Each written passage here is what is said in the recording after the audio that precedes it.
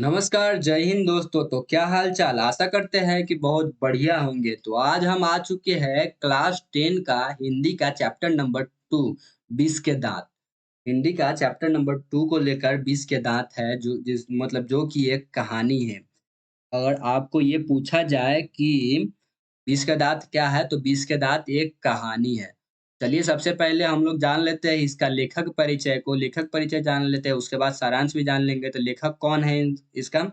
तो लेखक है नलिन बिलोचन शर्मा। जन्म कब हुआ था इनका? जन्म हुआ था 18 फरवरी 1916 में। कहाँ हुआ था? तो बदरघाट में हुआ था। बदरघाट में हुआ था। बदरघाट कहाँ पे है? पटना में। पटना में हुआ था। पिता का नाम क्या था इनका? पंडित रामा अवतार शर्मा। और माता का नाम क्या था? तो माता का नाम था रत्नावती शर्मा। और ये मतलब कौन से भाषा बोलते थे? ये मतलब भोजपुरी भाषा बोलते थे। कौन से भाषा बोलते थे? भोजपुरी भाषा बोलते थे। मृत्यु कब हुआ था इनका? मृत्यु हुआ था 12 सितंबर 1961 को हुआ था। 12 सितंबर 1961 61 को हुआ था। प्रसिद्ध कुछ इनकी रचनाएँ हैं, जो कि हम लोग जान लेते हैं। तो पहला है साहित्य का इतिहास दर्शन, कहानी संग्रह, दृष्टिकोण, संत परंपरा। ठीक है दोस्तों? अब मतलब ये याद रख लीजिएगा, ये बहुत इम्पोर्टेंट है, जो कि प्रसिद्ध रचना है इनकी और एग्ज़ाम में ये पूछा जा सकता है। तो इनके बारे में एक और चीज़ जान लेते हैं कि पटना विश्वविद्यालय से मतलब पढ़ाई किए थे। पटना विश्वविद्यालय से ये पढ़ाई किए और बाद में जाकर मतलब पटना विश्वविद्यालय के ही प्राध्यापक बन गए, यानी कि हेडमास्टर बन गए वहीं के। और फिर बाद में जाके वहाँ के 1900 उन मतलब 1959 में वहाँ के अध्यक्ष बने थे। ठीक है दोस्तों, चलिए हम लोग आगे बढ़ते हैं। कहानी के मतलब वो देखते हैं कहानी के सारांश को। इसके दाँत के कहानी के सारांश को देख लेते हैं हम लोग जल्दी-जल्दी। तो सबसे पहले आपको बता दें कि अगर वीडियो पसंद आ रही है तो चैनल को सब्सक्राइब ज़रूर कर लीजिएगा और दोस्तों के पास शेयर ज़रूर कर दीजिएगा। तो हम लोग कहानी को स्टार्ट करते हैं। कहानी की शुरुआत होती है मतलब एक सेन साहब रहते हैं जो कि बहुत अमीर व्यक्ति रहते हैं। सेन साहब एक जो कि बहुत अमीर व्यक्ति रहते हैं जो कि एक फैक्ट्री के मालिक भी रहते हैं। फैक्ट्री के मालिक रहते हैं और इनके पास एक घर भी रहता है, जो घर पे बहुत मतलब घमंड करते थे कि मेरे पास भाई घर है, घर बना लिए है। मतलब बहुत घमंड करते थे और ये मतलब आपको बता दें कि बहुत अहंकारी व्यक्ति थे। इतना अहंकारी व्यक्ति थे, तो मतलब कि ये जो है सबको मतलब बोला करते थे कि भाई हमने घर बना लिया, तुमने क्या किया? ये वो मतलब बोला करते थे। और इनके पास जो एक कार भी थी, काली कलर की नई कार थी। जो कि मतलब जिसका नाम मतलब ये रखे थे क्या थे? स्ट्रीमल इन रखे थे। जो मतलब इसका जो काली कलर की कार थी वो कितने मतलब कि 7,500 की थी। 7,500 की थी। आपको एग्ज़ाम में ये पूछा जा सकता है कि मतलब काली क कलर की कार कितने की थी? तो 7,500 की थी। सेन साहब की कार कितने की थी? 7,500 की थी दोस्तों। चलिए हम लोग नेक्स्ट देखते हैं। तो मतलब नेक्स्ट देखते हैं कि कासू जो एक रहता है, कासू एक लड़का जो रहता है वो सेन साहब का बेटा रहता है। कासू जिससे मतलब घर में प्यार से खोखा बोला जाता है। खोखा मतलब बोला जाता है, सबको इसको खोखा बोलते थे। ये जो था खोखा जो था, अपने घर में बनाए गए सभी नियमों का अपवाद था। मतलब घर में जो भी नियम बन जाए, कोई भी बात नहीं मानता था, कोई भी नियम नहीं मानता था। हर एक चीज़ तोड़-फोड़ करते रहता था दिन भर, किसी का भी बात नहीं सुनता था। मतलब बहुत घमंडी टाइप का था, अपने पिताजी की तरह ही बहुत घमंडी था और कुछ भी तोड़-फोड़ देता था। और मतलब माता-पिता भी कुछ नहीं बोलते थे, कुछ भी तोड़-फोड़ दिया, कुछ नहीं बोला, क्योंकि वो लोग क्या बोलते थे कि मतलब इसको हम लोग इंजीनियर बनाएँगे और जो कुछ तोड़-फोड़ देते थे, तो वो लोग बोलते थे कि ये इंजीनियरिंग कर रहा है, बेटा इंजीनियरिंग कर रहा है, मतलब तोड़-फोड़ रहा है, कुछ देख रहा है कि कैसे बना है। तो मतलब जो ये इनका जो एक कार था, ये कार से बहुत प्यार करते थे।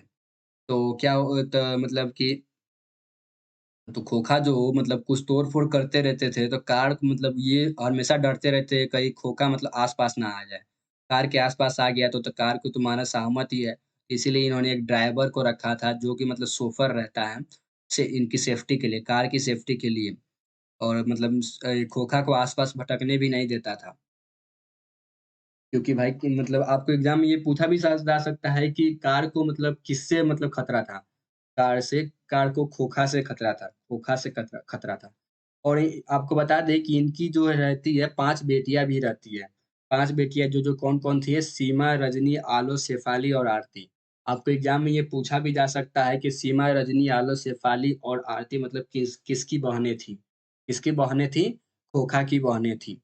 ठीक है दोस्तों, तो फिर हम लोग आगे बढ़ते हैं कहानी में। आगे कहानी में बढ़ते हैं तो देखते हैं एक लड़का मतलब जो रहता है मदन रहता है, जो कि मतलब गिरधर लाल का बेटा रहता है। गिरधर लाल जो कि मतलब गिरधर लाल जो है वो किरानी का काम करते थे। कहाँ काम करते थे? गिरधर लाल वहाँ मतलब सेन साहब के यहाँ। सेन साहब के यहाँ गिरधर लाल जो है किरानी का काम करते थे। क्या काम करते थे? किरानी का काम किया करते थे, जो कि मतलब आपको एग्जाम में पूछा जा सकता है। तो जो मदन जो है इसको मतलब एक दिन कार छूने की इच्छा हुई। जो सेन साहब की जो काली कलर की कार है वो कार को सिर्फ छूने की इच्छा हुई मतलब इसकी। और ये बच्चा सो जो रहता है ना मतलब हाँ भाई कार तो देखे है लेकिन छुए नहीं है कभी। तो ऐसे ही एक बार छूने चला गया कार को। लेकिन क्या होता है कि जी इसका ड्राइवर जो रहता है मतलब वो सोफर ड्राइवर सोफर जो रहता है इसको मतलब डांट देता है, मार देता है और धक्का दे देता है। धक्का दे देता है, बोलता है जाओ यहाँ मत छू। तो धक्का देने से क्या होता है कि मतलब कि इसका मदन का जो है मदन का मतलब मदन गिर जाता है। मदन गिर जाता है तो उसके पैर में भी चोट लग जाता है और खून भी निकलने लगता है। और मतलब कि जो है तो और बाद में जब मदन का मतलब पिताजी आते हैं, गिरधर लाल जो आते हैं वहां पे, तो सेन साहब मतलब उसको क्या क्या बोल के मतलब बोलता है कि तुम्हारा बेटा जो है हाथी का गाड़ी का मतलब शीशा कांच तोड़ने वाला था। कुछ कुछ इंजाम लगा के मतलब उस उसको मार खिलवा देता है। तो घर जाके मतलब गिरधर लाल अपने बेटे मदन को खूब मारता है।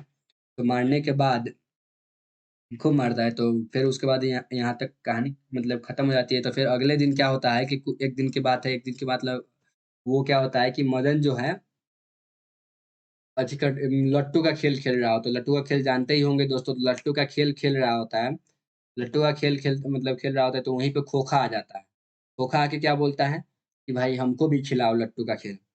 तो हमको भी खिलाओ खेल। तो मदन क्या बोलता है, नहीं हम तुमको नहीं खिलाएंगे।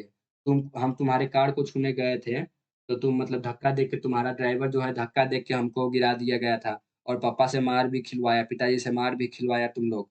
और मेरा मतलब पैर में से भी खून गिरने लगा था। तो गिर गए थे तो इसीलिए नहीं खिलाएंगे तुमको, ये लट्टू मेरा है।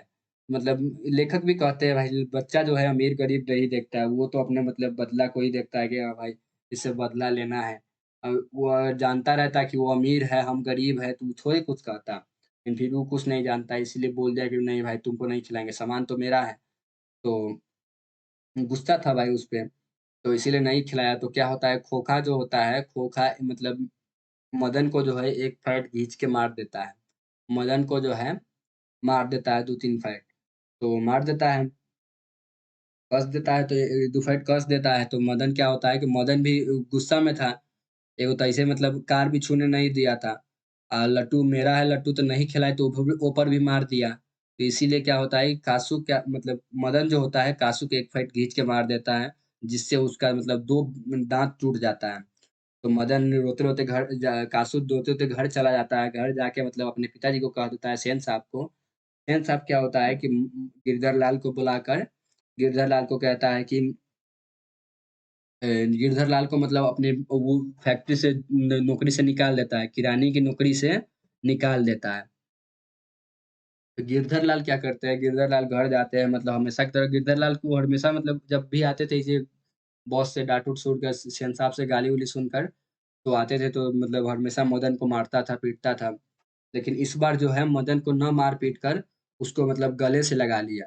गले से लगा लिया और शाबाशी देते हुए मतलब ये भी कहा